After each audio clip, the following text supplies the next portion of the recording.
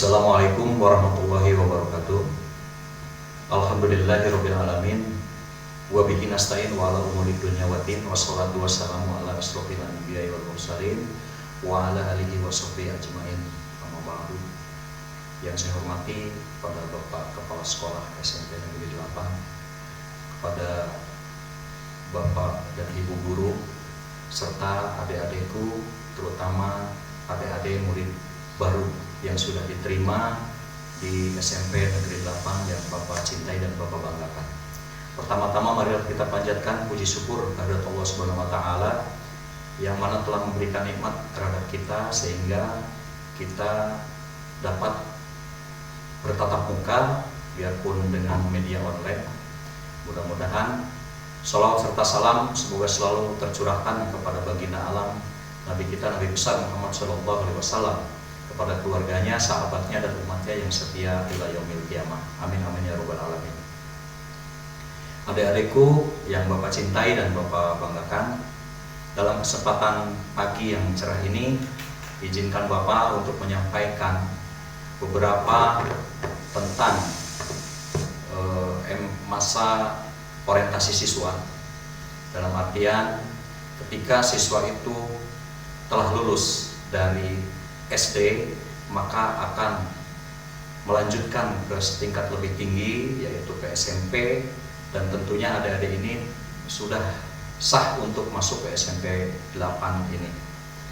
Oleh karena itu, mari adik-adik tinggalkan kebiasaan-kebiasaan lama yang dulu mungkin masih urakan, masih kekanak-kanakan, sehingga kita adik-adik ini beralih menjadi siswa SMP yang harus lebih dewasa lagi.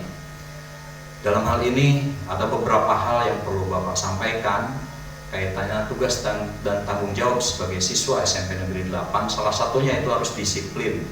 Disiplin di sini yaitu disiplin tempat, disiplin waktu, di mana nanti ada satu aturan tentang sekolah bagaimana siswa-siswa harus mentaati aturan yang ada di SMP Negeri 8 tentunya. Salah satu contoh ketika adik sudah masuk dalam SMP Negeri 8 ini, maka di dalam penyeberangan itu harus melewati jembatan penyeberangan yang sudah dibangun oleh pemerintah untuk fasilitas adik-adik dalam menimba ilmu di SMP Negeri 8. Bagaimana dengan cara naik ke penyeberangan ya dengan tertib, jangan sampai tidak menaiki jembatan sehingga yang ditakutkan akan terjadi kecelakaan. Itu salah satu contoh. Terus yang kedua, harus disiplin waktu. Ketika masuk sekolah tidak boleh telat. Ya, apabila telat nanti ditegur. 1-2 kali telat, ya mungkin ada teguran secara administratif mungkin dari pihak sekolah. Itu salah satu dari kedisiplinan. Kemudian yang kedua, Bapak juga akan menyampaikan tentang Undang-Undang Nomor 35 Tahun 2009 tentang narkoba. Sudah barang tentu adik adalah generasi penerus bangsa yang mungkin tidak akan menjadi anggota dewan, tidak akan menjadi guru, tidak akan menjadi polisi kalau tidak lulus SMP. Ya, masih panjang. Adik-adik ini nanti setelah SMP, SMA, kuliah dan segala macam. Kalau di SMP-nya sudah mengkonsumsi narkoba, ya maka akan hancur masa depannya. Di dalam Undang-Undang Nomor 35 Tahun 2009 ini bahwa diatur ada beberapa golongan, yaitu 3 golongan. Golongan pertama yaitu satu narkoba yang seharusnya digunakan untuk khusus tenaga medis. Kemudian golongan 2 itu tercantum di situ ada sabu-sabu, ada morfin, juga ada ganja. Nah, ini sudah barang tentu barang-barang haram ini tidak boleh dikonsumsi oleh adik-adik yang belajar di SMP Negeri 8. Kemudian yang ketiga yaitu golongan psikotropika.